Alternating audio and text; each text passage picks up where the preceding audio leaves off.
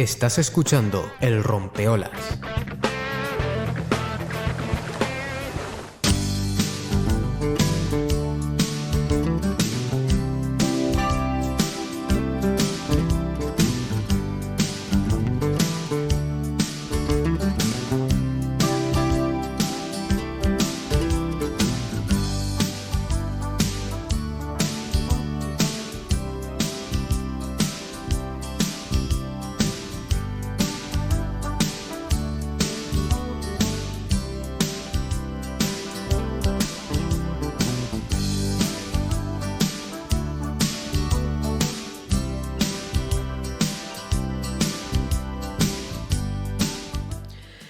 Avanzamos hacia el tercer tema de la mañana, que alguien me comentaba ayer.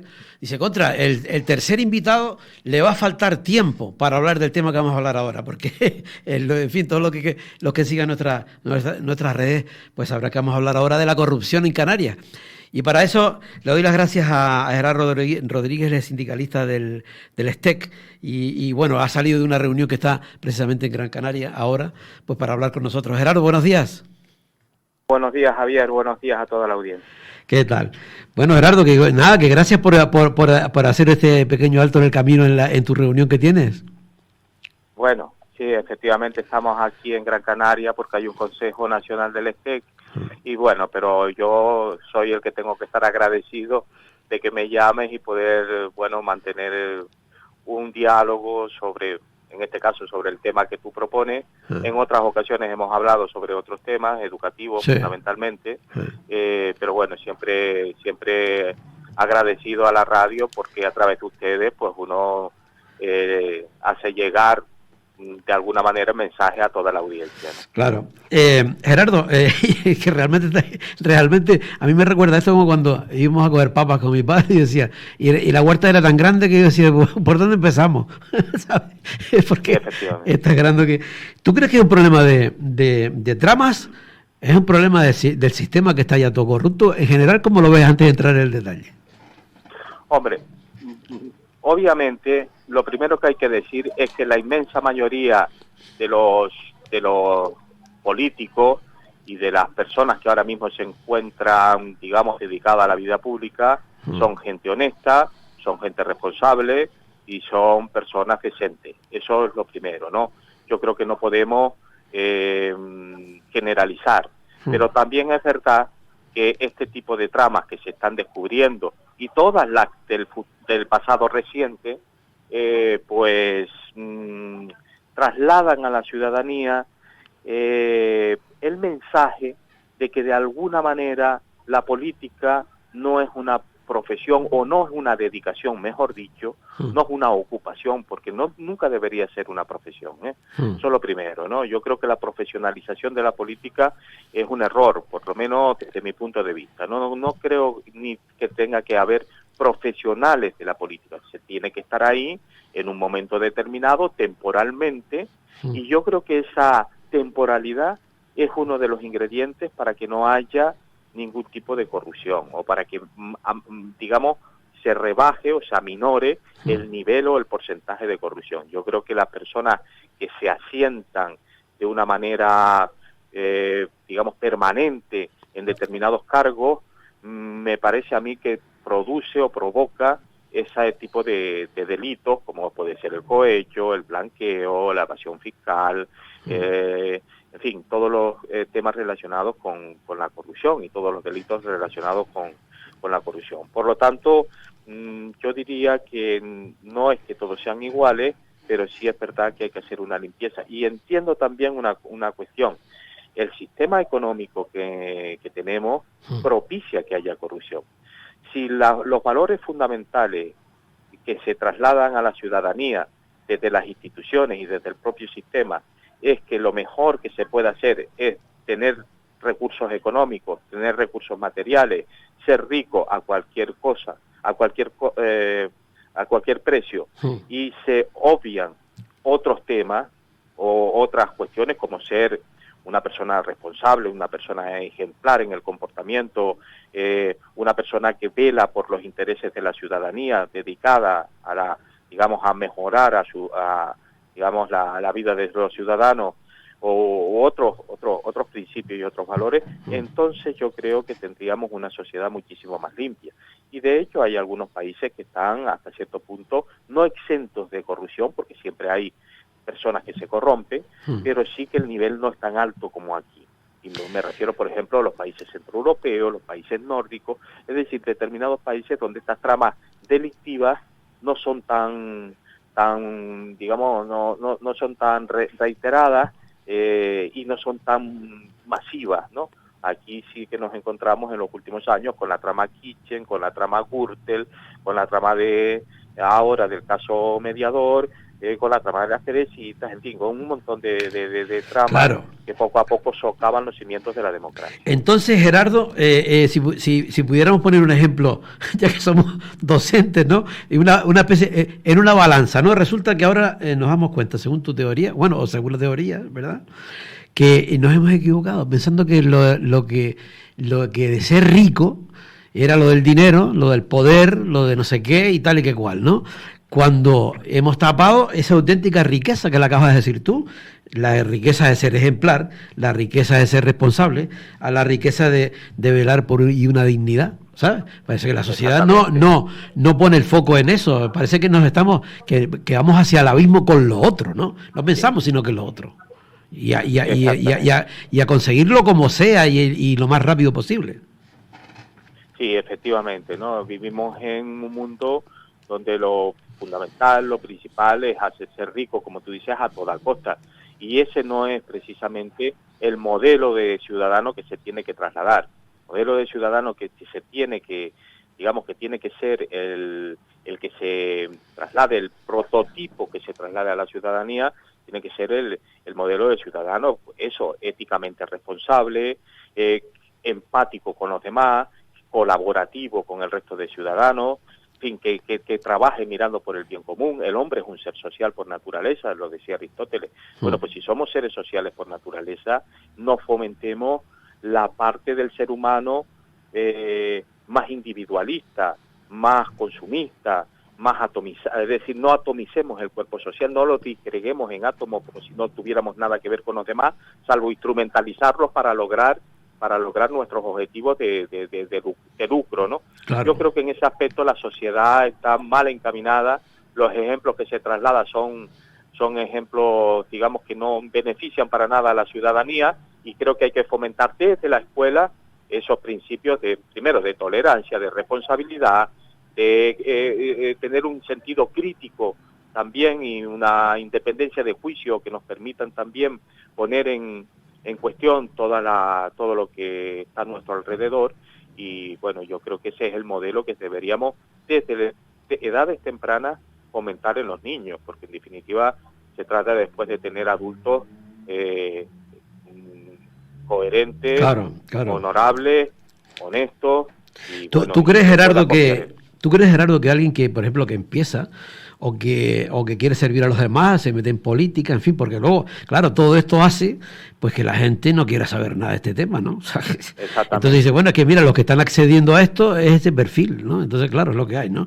Pero, ¿tú crees que alguien, por ejemplo, que empieza, que a lo mejor tiene esa ilusión por su pueblo, por sus cosas, en un principio piensa en ir en la aleta del gofio, piensa en lucrarse de esta manera, o realmente acaba, bueno, no generalizando, por supuesto, pero acaba en eso, pero en un principio es honesto y quiere pues ser de otra manera, pero que a la hora de llegar a la piscina llega a terminar haciendo lo mismo? Yo creo que en principio que se tiene que estar preparado también para acceder a determinadas responsabilidades. La política se ha convertido en una atracción, una especie de imán para todo tipo de arribistas y para todo tipo de personas que lo que pretenden es alcanzar el poder para después, digamos, beneficiarse de ese poder, de diferentes maneras. Entonces, es verdad que no hay que generalizar, pero es verdad, y la gente lo sabe, que hay mucha gente, muchas personas dentro de la clase política que lo que pretenden es eso. ¿Cómo se llega ahí? Pues no... Yo diría que hay mucha gente que va por servicio, por amor al servicio y porque se necesita cumplir con ese requisito. Pero claro, después hay personas que estando en determinados lugares o en determinados sitios ven que es muy fácil o hasta cierto punto sencillo caer en determinadas tentaciones, ¿no? Bueno, yo por lo que abogo es porque los políticos tengan un determinado nivel, porque sea decente la vida política, porque la ciudadanía confíe, vuelva a confiar en los políticos, porque ahora si tú haces una encuesta, una de las ocupaciones, digamos, más rechazadas por parte de la ciudadanía y peor consideración tienen es dedicarse a la vida política, cuando antes no era así. Y es decir, y cuando el gobierno de la polis, que es lo que significa la palabra político, estar en el gobierno de la polis era considerado una cosa importante y una, digamos, y tenía una alta consideración social, ¿no?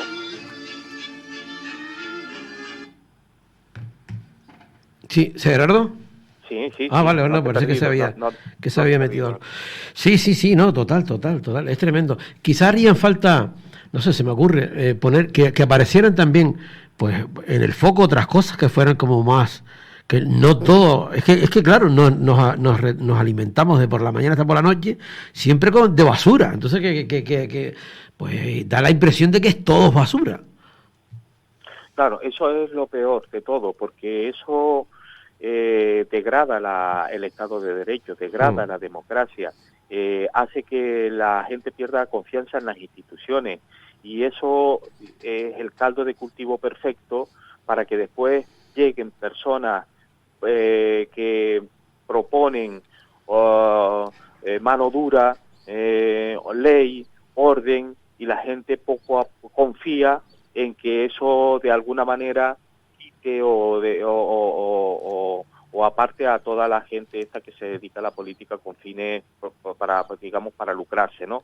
Con ese tipo de fines. Entonces, ese socavamiento de la democracia, esa pérdida de confianza en las instituciones, ese desprestigio de la clase política, esa erosión que conlleva la corrupción, bueno, es lo que propicia que vengan los salvadores de la patria, que son peores, porque encima de que ya cercenan determinadas libertades y determinados derechos de la ciudadanía, como ha ocurrido en muchos países del mundo, ahora mismo no estoy hablando del pasado, al final terminan siendo los más corruptos, porque en definitiva no hay después medidas de control sobre ese tipo de personajes, no hay medidas, digamos, de equilibrio. Se termina, por ejemplo, con la independencia de los tres poderes, pierde, digamos, la independencia del poder judicial, pierde la independencia del poder legislativo y en definitiva todo pasa a estar en manos del poder ejecutivo. Eso es lo que se llama una dictadura o una democracia de baja calidad. Puede ser, por ejemplo, por poner ejemplo, lo sucedido en Brasil con Bolsonaro, lo sucedido en los Estados Unidos con Donald Trump, lo que ha sucedido y sucede en Europa con los gobiernos de Polonia o de Hungría. Es decir, una democracia de muy baja calidad, donde la independencia de los tres poderes del Estado está seriamente cuestionada y donde de alguna manera una persona que ha llegado a la cima del poder, lo que pasa en Rusia, lo que pasa en Turquía, lo que han llegado, digamos, a ser jefe del Ejecutivo, al final terminan laminando la democracia. Claro. Y obviamente la alternancia en el poder, que es uno de los elementos consustanciales de la propia democracia. Claro, pero en base a una realidad, por ejemplo, de ahora, vamos a suponer, estás hablando de Brasil o de otros lugares, ¿no? En el que se levantan otras voces hablando de respeto, hablando de orden, hablando de no sé qué, la gente, pues, y llegan al poder aupados precisamente por los votos populares, es increíble, ¿no? Sí, efectivamente, llegan aupados por el voto popular, pero el voto popular ya ha sido previamente de alguna manera trabajado. Claro. Primero, con el propio socavamiento de la democracia por parte de la casta o de la clase política. Es lo que ocurrió, por ejemplo, en la República de Weimar antes de la llegada de Hitler. Es decir, ya era el desprestigio tan grande de la clase política que al final alguien que se presentaba como la alternativa a esa clase política termina siendo votado y se termina convirtiendo en un dictador atroz en este caso, digamos, una especie de tirano. Bueno, pues aquí ocurre lo mismo. La debilidad de las instituciones, el hecho de que bueno, pues pasen este tipo de cosas y uno deje de confiar en los cuerpos y cuerpos de seguridad del Estado, porque resulta que hay tramas digamos, en este caso en la Guardia Civil, como se está descubriendo en estos días, en el Tribunal, en el Consejo General del Poder Judicial, en el propio gobierno, en el propio Congreso de los Diputados, porque hay algunos diputados que están implicados en determinadas tramas, en algunos de las consejerías, porque resulta que hay directores generales que están también implicados, en los ayuntamientos, y hay gente encarcelada, por ejemplo, en Tenerife 2, sin ir mucho más, sin ir más lejos. Bueno, pues todo eso conlleva en su conjunto que la gente empiece a desconfiar y empiece a pensar que no vivimos en un sistema decente y que en definitiva, mientras unos lo pasan muy mal, que son los trabajadores, las familias desprotegidas, la gente que no tiene recursos, los pensionistas, otros se llevan, digamos, la parte del león, ¿no? Y se lo llevan ilegalmente, ilegítimamente y a través de tramas corruptas, ¿no? Eso es lo que propicia que después llegue alguien que en principio parece, ¿no?, se presenta como el incorruptible y termina siendo, si se vota, una de esos salvadores de la patria que se terminan convirtiendo en dictadores o por lo menos digamos en un personaje que sí que termina con la democracia y que ocupa el poder por largos periodos de tiempo. Es lo que ocurrió en Alemania y es lo que está ocurriendo en determinados países del mundo, ¿no? Sigue vigente sigue vigente entonces lo que decía José Luis San Pedro, de que vivimos en una sociedad manipulada. Ah, sí, por supuesto. No, eso por supuesto. Por eso es tan importante la formación de la ciudadanía. Por eso es tan importante que se tenga juicio propio. Por eso es tan importante el espíritu crítico de los ciudadanos. Y por eso es tan importante que haya en los planes de estudios de la educación pública materias como la ética, como la filosofía, es decir, como ese tipo de materias que ayudan, de especialidades que ayudan desde pequeño a tener juicio propio, a emanciparse. Kant decía que se es mayor de edad cuando seas autónomo, cuando te das tus propias normas, cuando te das tus propias leyes, cuando te das tus propios principios y no depende de los principios de una instancia exterior, ¿no? Nadie es completamente autónomo porque vivimos en sociedad, pero sí que tenemos que cultivar el juicio y el espíritu crítico para que no nos manipulen, porque aquí el problema está en la manipulación y en este caso con la ampliación de las redes sociales, en los engaños masivos, en la adulteración masiva que se hace de determinadas cosas, es lo que se llama la posverdad. No es tan importante los hechos, incluso los hechos pueden ser contrarios a la opinión de determinadas personas, lo importante es que esa opinión de alguna manera se acople a los juicios previos de los ciudadanos y entonces eso pasa por ser verdad, ¿no? Bueno, pues para que no haya campañas masivas de desinformación, lo más importante es la formación de los ciudadanos. Un oyente me dice, totalmente de acuerdo con el entrevistado, estamos en una sociedad donde los valores que priman es el aparentar, el consumismo, el dar a conocer que tenemos dinero. Hay mucho postureo, claro. Sí, mira, una cosa, ¿cómo vislumbras un poco, ya estamos filosofando en el tema, ¿no? Pero viendo un poco lo que se puede vacinar aquí en Canarias, ya que estamos hablando de la corrupción y tal, ¿cómo ves tú que va a afectar toda esta historia? ¿Cómo lo ves en los diferentes planos aquí en esta tierra? Bueno, de cara a las próximas elecciones, claro. Claro, siempre afecta, y a quien afecta es precisamente a aquellos que se encuentran con que sus responsables, que forman parte de su propio partido, se encuentran inmersos en este tipo de tramas, ¿no? En este tipo de corruptelas, ¿no? Afecta porque el ciudadano, de alguna manera, deposita el voto pues bueno, en conciencia, se supone que en conciencia, pero deposita el voto pensando que puede confiar en un determinado partido. Por eso la corrupción afecta. Lo que pasa es que está tan sistematizada y está tan naturalizada que no afecta, digamos, no es un repudio total, ¿no? Y por lo tanto, pues bueno, hay cosas que se olvidan o incluso que la gente las toma como algo, no sé, como si no les dieran la importancia que tiene que tener. Al corrupto hay que apartarlo completamente. El corrupto es un tumor que poco a poco va extendiéndose por todo el cuerpo social. es como una especie de metástasis. Claro, cuando tú ves que las altas más, digamos, las instancias más altas de tu país están corruptas o han cometido actos de corrupción, pongamos por caso el rey emérito, ¿no? Que está viviendo en Abu Dhabi, que paga sus impuestos fuera de aquí. ¿Por qué es así? Bueno, pues porque ha tenido un comportamiento deplorable y porque ha tenido un comportamiento no ejemplar y porque lo único que se le pedía era la ejemplaridad, pues no ha hecho gala de ello.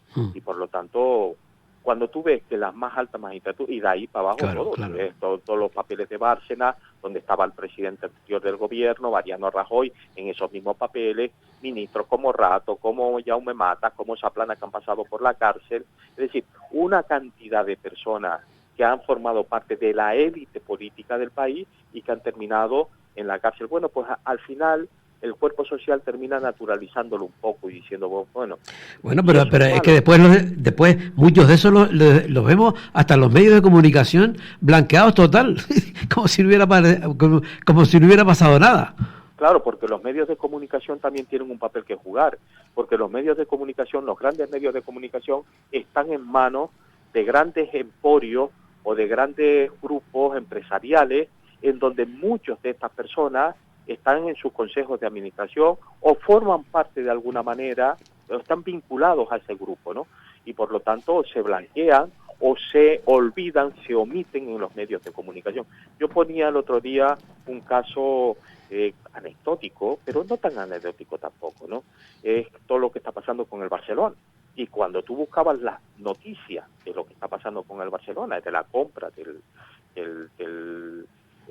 vicepresidente, de los árbitros por parte de este club de fútbol, ibas a los periódicos de Cataluña y no lo encontrabas la noticia, salvo en algún periódico general. No había nada. No. O era residual, estaba metido en una esquina al fondo a la derecha. Sí. No había nada.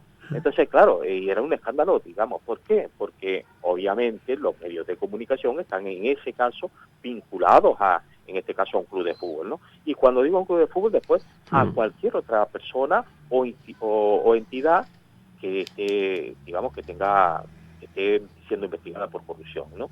En muchos medios de comunicación no aparece. Y no aparecen porque son de los suyos, vamos a decirlo así. Claro. No que formen parte del periódico o de ese medio concretamente, pero sí del entramado empresarial, del grupo empresarial en el que está ese periódico o ese medio de comunicación. Mira, una cosa, y por ejemplo, en la prensa de hoy, ayer me acuerdo donde lo leí, hablaban de que el tema está, por eso te decía al principio que si era trama, era sistema, ¿no? Es decir, que con todo, por ejemplo, hablando del caso del mediador ahora, por ejemplo, ¿no? Con todo lo que se dice que ha estado, ¿no? Por ejemplo, ¿no? Con todos ayuntamientos políticos de aquí y de allá, no hubo uno que dijera, oiga, hasta aquí hemos llegado, o que haya denunciado el tema. No, estaba en los despachos de todo. Quiero decirte que se había normalizado que esté. Entonces, ¿hasta qué punto no funcionamos en la defensa ante eso, sino que casi que entramos dentro del mismo juego, lo hagas o no, pero de alguna manera estás rubricando el asunto, dándole ciertas facilidades, ¿no?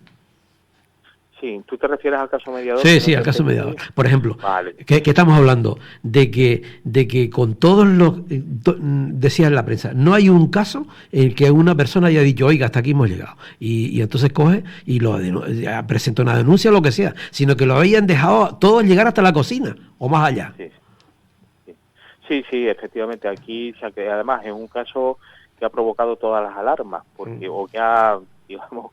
hecho que todas las alarmas se disparen, porque en definitiva se trata, en primer lugar, de un personaje hasta cierto punto que uno se pregunta cómo es posible que haya podido llegar a todos al poder directamente, porque está relacionado con un general de la Guardia Civil que ya está en prisión, con otro teniente general que antes de ayer fue destituido, de la provincia de Santa Cruz de Tenerife, con diputados a nivel nacional, como es el caso del diputado de Fuerteventura, o mejor dicho, el diputado de la provincia de Las Palmas de Gran Canaria, Juan Bernardo Fuentes, con directores generales, etcétera.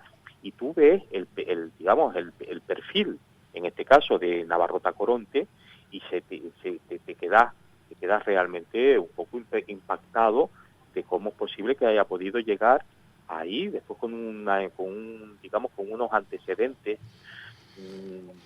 desde el punto de vista penal que también, pues bueno, tienen mucho que decir, y después también la sordidez de algunas de las cuestiones que ha visto la opinión pública, ¿no? Todas estas fiestas con drogas, con personas que se prostituyen, etcétera, ¿no? Ha hecho que las alarmas se disparen, ¿no? Y claro, eso ha estado en todas las televisiones, como muy bien dice. No, y no solamente sino escuchar uno en viva voz, ¿no? Por ejemplo, ¿no? O sea, una cosa es que te lo cuenten, otra cosa es que tú que escuches eso, ¿no? Me parece tremendo, ¿no? Sí. Y de hecho yo creo que lo es, ¿no? Yo creo que ahí hay que emplear, y yo creo que el poder, en este caso los jueces, pues bueno, tienen que hacer un trabajo riguroso, un trabajo donde la ciudadanía vea que efectivamente se depuren todas las responsabilidades y que le cae todo el peso de la ley, porque se está jugando con dineros públicos. Es que la corrupción al final tiene un impacto en la ciudadanía que va mucho más allá del socavamiento de las instituciones de la democracia. La corrupción permite o es la que impide que la ciudadanía, el conjunto de los ciudadanos, viva mejor, tenga más nivel, digamos, de bienestar. Socava y le quita recursos a los servicios públicos, a la educación, a la sanidad, a las pensiones, a la vivienda. Cuando uno ve las colas que hay para tener una intervención quirúrgica en los hospitales y ve al mismo tiempo que hay todo este tipo de personajes con cuentas de miles de cientos de millones en el extranjero, tipo Bárcenas, tipo Rato, y tipo Zaplana, etcétera, José Manuel Soria, que fue alcalde de aquí, de Las Palmas de Gran Canaria, digo de aquí porque hoy me encuentro aquí en Las Palmas de Gran Canaria. Eso es impedir que el dinero vaya a donde tiene que ir, que ese dinero vaya a los ciudadanos, porque ese dinero es de ciudadanos, ese dinero forma parte de la ciudadanía, es dinero que se detrae y no es poco, es muchísimo dinero. El problema yo muchas veces se lo comento a las personas, bueno, con las que hablo directamente, porque muchas veces, pues bueno, se culpa de las crisis a gente que no tiene nada que ver, al inmigrante que viene aquí, pues eso no es, en realidad no es el culpable de absolutamente nada. Quienes realmente son culpables son aquellos que se llevan el dinero, que no fomentan eso que se llama el patriotismo, que ellos lo tienen en un alto grado, pero que en definitiva les importa muy poco lo que pasa con el país, y lo que le importa son sus propios negocios y es su propia cuenta. Pero son muy inteligentes para ponerle el foco al pobre, ¿no? ¿Cómo? Perdona. Sí, digo que son muy inteligentes para poner el foco, en vez de poner el foco en eso que tú estás comentando, poner el foco en el más pobre, ¿no? El inmigrante, el que no tiene no sé qué, mientras ellos se van de rosita con la... ¿sabes? Exactamente. Ellos buscan un chivo expiatorio que puedan presentar ante la opinión pública, y después por eso la opinión pública tiene que estar formada, para poner en tela de juicio todo eso que le llega desde los poderes establecidos.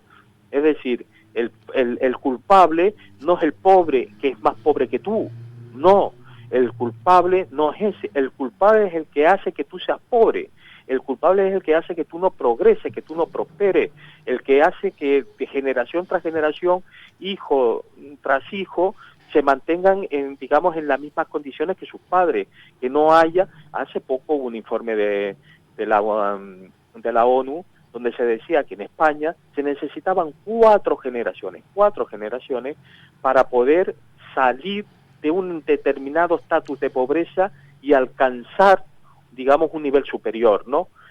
Sobre todo lo relacionado con la educación. Es decir, que los hijos heredan muchas veces las condiciones y las circunstancias de sus padres, ¿no? Y entonces obviamente hay un estancamiento ahí, no hay una progresión, ¿no? Y eso es fundamentalmente por falta de recursos económicos. La gente vive muy mal, muy precariamente. ¿Quién tiene la culpa?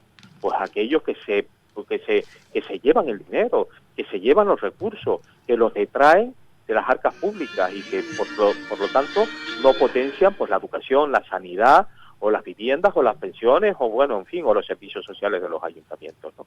Ese es uno de los problemas de la corrupción. Socava y erosiona la democracia, crea el caldo de cultivo para futuros dictadores, Claro. y al mismo tiempo hace que el país se empobrezca. Total. Yo creo que por No, eso está clarísimo. es un verdadero cáncer. Está clarísimo. Gerardo, gracias por haber estado con nosotros. Otro día te llamo, vamos a ver cómo se vislumbra esas preelecciones y un día lo analizamos si te parece. ¿Vale? Muy bien, cuando tú quieras, y muchísimas gracias, como siempre, un placer, encantado de haber hablado con ustedes. Gracias, Gerardo. Chao. Bueno.